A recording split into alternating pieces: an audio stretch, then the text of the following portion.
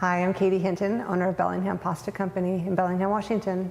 Today, I'm at the Washington State University's Bread Lab, located in Burlington, Washington. It's a facility that offers lab work on wheat and gluten and products that involve the breads and any kind of wheat products. There's also demos and classes, and I'll post the website on the video so you guys can see more about that. So today I'm going to demonstrate the basics of putting a fresh pasta lasagna together. I'm going to keep it pretty simple. People have all their favorite recipes when it comes to lasagnas, and it seems like every lasagna is always a little different. So we'll see how today turns out. So today I'm going to be making fresh lasagna using fresh lasagna sheets. My product comes in about a pound of fresh sheets. They're a long continuous ribbon of fresh semolina pasta. I use egg in my pasta, so these sheets will puff up a little bit after they've cooked. So they're going to expand. So what I'd like to start with is the ricotta mix. I prefer using a nice fresh ricotta from the farmer's market. A lot of farmer markets will have that option. One that I really like in this area is Skagit Made. It's a Jersey cow ricotta made on Samish Island. So what I'm going to do is make it really simple. I'm going to use my arugula pesto that I sell at the farmer's market. And the reason I'm going to use this is it has many ingredients that it's going to enhance the ricotta quite a bit. It has arugula, it has cheese, garlic, salt and pepper, and a little bit of lemon. So it's going to give a nice fresh taste. So again, just put a couple cups of ricotta, a nice big dollop, mix it up, and then I like to crack an egg in the ricotta as well. So this will be one of the layers that is going to be part of the lasagna. So mixing that up nice. All right, so I'm going to start assembling the lasagna. I've decided to do a vegetarian today, just to make it simple. But what I would recommend if you want to put some protein in the lasagna on a traditional red sauce lasagna is to take the marinara, brown some nice elk or beef or lamb, and have it as kind of a meat red sauce. But today I'm using my marinara that's again at the farmer's market. So what we're going to do is we're going to assemble this all raw, and we're going to bake it for 45 minutes in the oven, and everything will cook at that point. So nothing is pre-cooked. So what I do is it's important to sauce the bottom to make it, because we're basically going to have to have enough liquid in here to cook the pasta itself. So I'll do a nice big smear. I put a nice big olive oil and just kind of smear it around. Make a nice moist first layer. And like I said, the noodles are going to expand. They're going to get puff up quite a bit. So what we're going to do is you're not going to lay the noodles right next to each other, butted up. You want a little bit of space. So when they do expand, they're not overlapping each other. And nothing's perfect. You can just start assembling, and as you go, and put whatever layers you want. There's really no science to making lasagna. It's just whatever's in whatever your mood you're in. Spreading out the layers, I'm going to have some vegetables. The vegetables are going to give a nice moisture to the lasagna. Again, keeping this moisture level quite high because you are cooking the noodles at the same time as you are baking. So you need that nice moisture. Again, just cutting lasagna sheets, whatever size. It doesn't have to be perfect. It's nice to have, you can rip them. You can put a couple dollops of sauce on.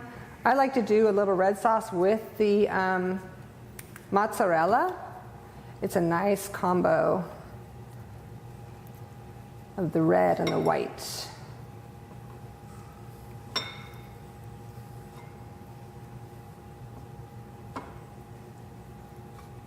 You can always put a little more olive oil on, just a little drizzle.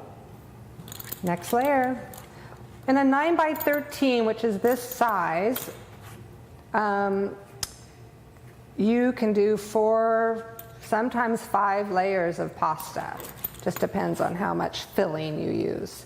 I like to rip them a little bit. This gives some airflow up through the casserole during cooking. If you just laid it all solid pasta, the air and the moisture and the steam wouldn't rise through. So I think next I'm going to do mushrooms.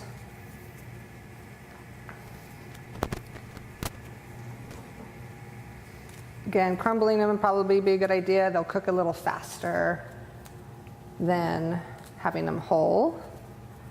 I'm going to put a little bit of nice cheese.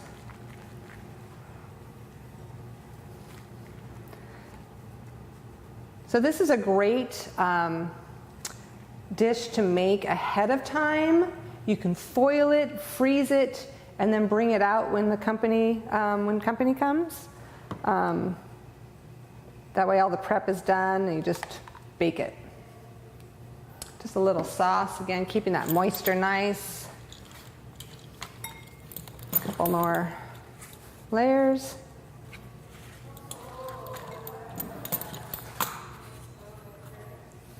I'm going to do ricotta, nice big thick layer of that.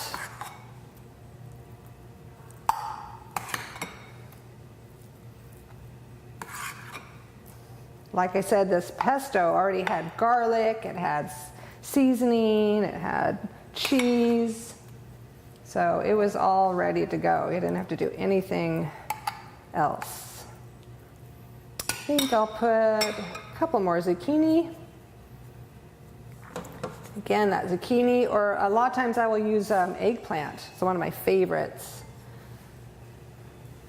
Again, that's good moisture. If you do eggplant though, salt it nicely, front and back. Let it sit, and the bitterness will come out of the plant. So I'm at 4 layers, just about to finish this up. I'm going to put a little more sauce at the very top.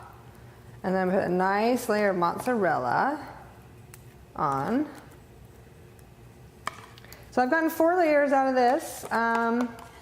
Sometimes I will use the big roasting pan with the handles, the one that you put the turkey, use roasted turkey in.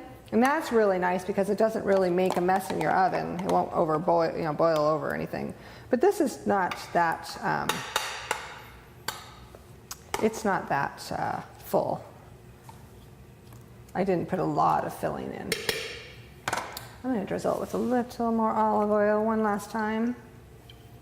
Doesn't hurt. And I'm going to put a nice thing of mozzarella. That will be a beautiful topper to this.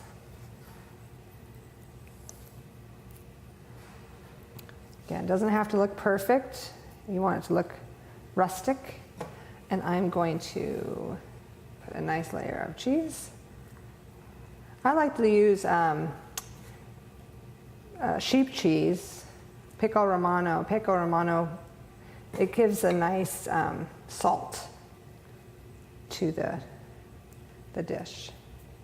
So I am ready to put it in the oven. What I'd recommend is foiling the top. This will keep the steam and cook the pasta really nicely. we're gonna put it in depends on your oven, but it could be around 375 for about 45 minutes. And then I usually take the foil off for another 5 minutes to kind of get it nice and brown on top.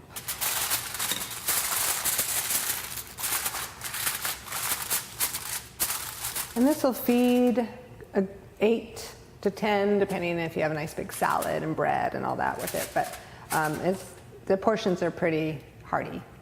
So let's put it in the oven. So 45 minutes or so.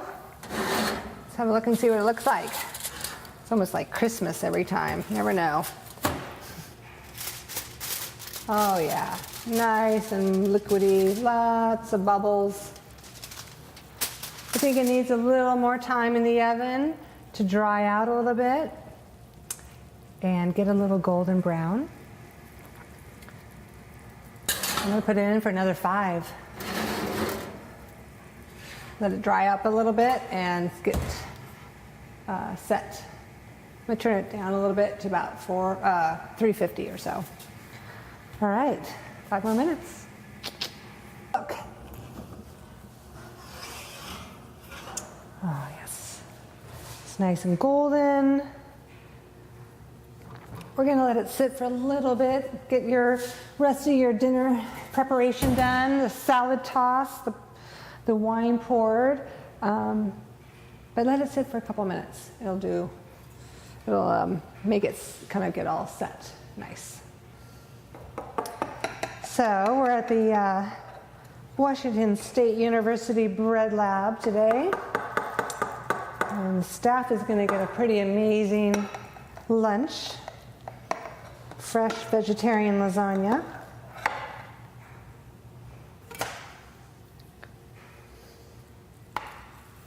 I'm just going to do a little around.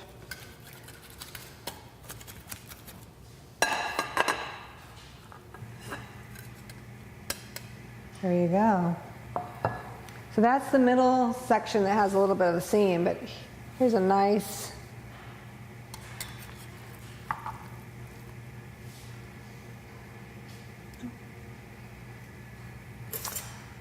staff here is going to get a pretty good lunch today.